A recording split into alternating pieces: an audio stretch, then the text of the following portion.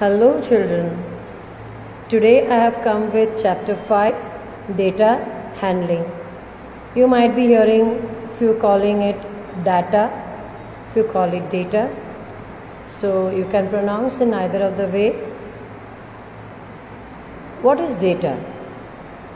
The information collected in many ways or in many different fields, in many cases, is called data.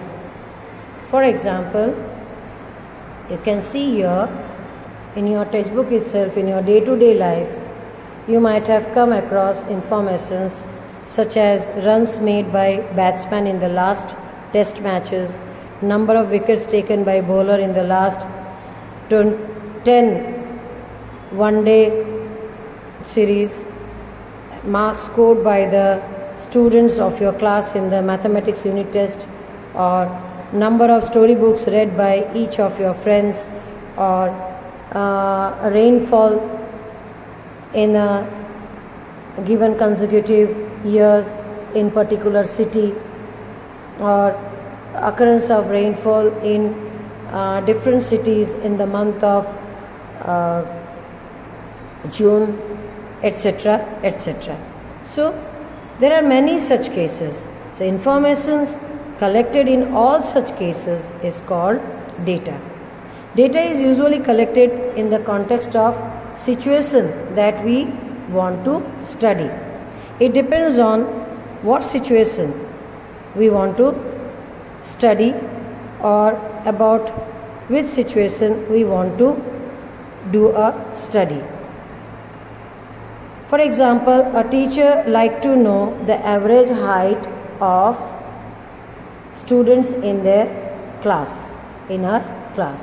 To find this, we will write the heights of all the students in a class, organize the data in a systematic manner, and then interpret it accordingly. What it wants to say, if you want to collect the, if you want to compare the heights or see the height of the students in your class, what will you do?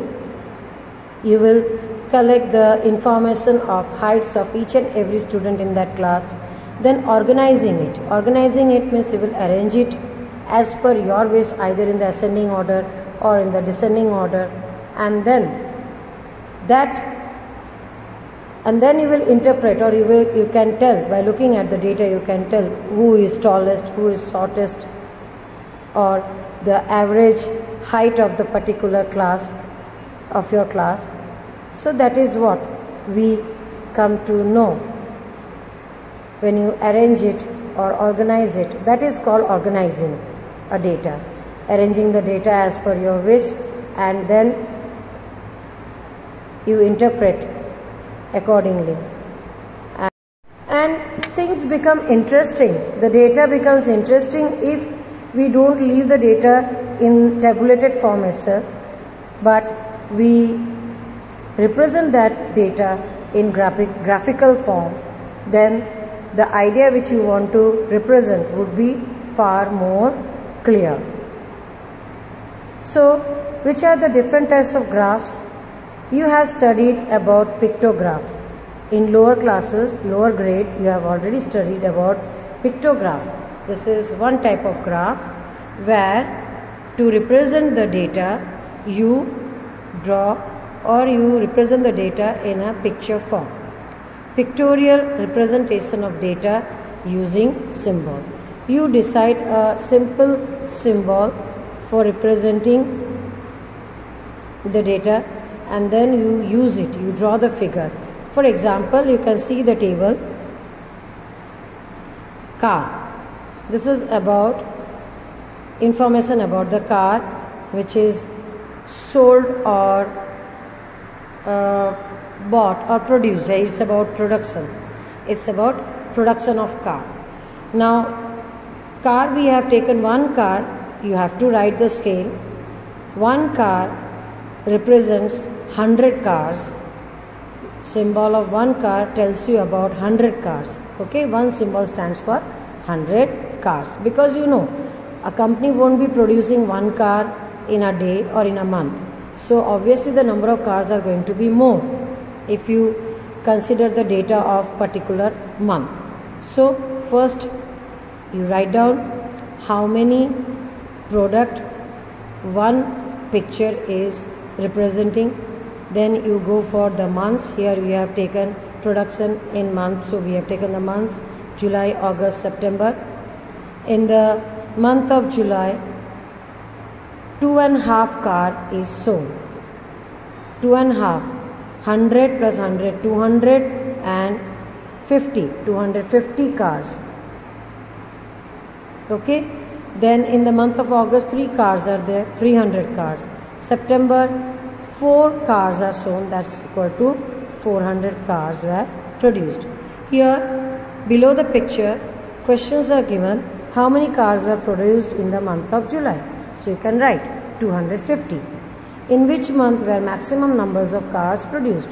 From the picture you can tell in the month of September. Though you haven't calculated it, but you can tell by looking at the number of cars. You can say in the month of September maximum number of cars were produced. Here is the second type of graph, bar graph, picture of a bar graph. You can see number of students in class 8 given, y-axis representing and x-axis representing academic year for the year 2003 to 2004, then 2004 to 2005, like that till 2007 to 2008.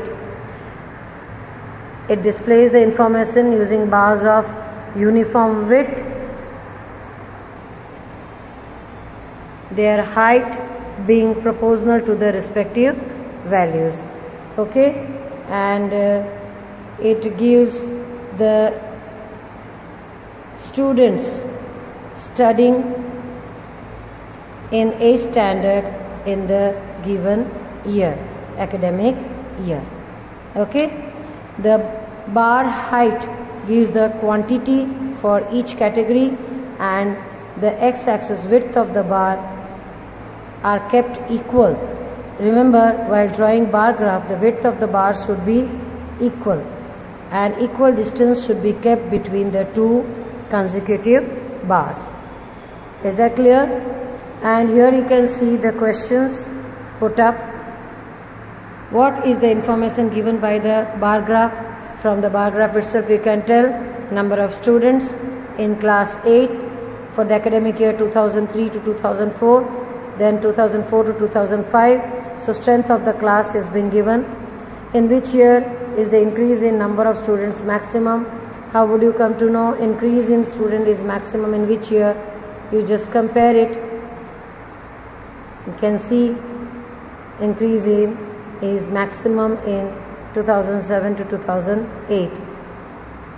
State whether true or false. The number of students during 2005 to 2006 is twice that of 2003 2004. Is it so? Let's see. 100 here given, and in the case of 2005 to 2006 it is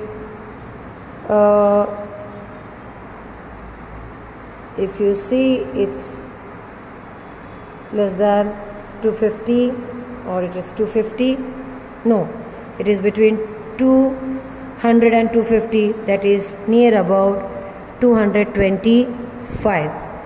It's not twice, it's more than that, so statement is false. So you can answer any question related to the data you have collected, or if the data is represented graphically, answering the questions becomes easy. The information which you want to know from the graph itself you can make out quickly, and it is attractive also, and it makes your work more interesting. Now our next graph is double bar graph. Next picture you can see of double bar graph, a bar graph showing two sets of data simultaneously. Two data are being stored simultaneously which is useful maximum for comparison, and especially you can see the scoreboards of two teams playing cricket or football. Especially in cricket, you might have seen the ups and downs can be compared easily by the double bar graph. So maths marks, social science, science marks, English marks, Hindi marks, marks obtained by a student. Okay, and it's about 2 semester marks obtained by a student in first sem and second sem.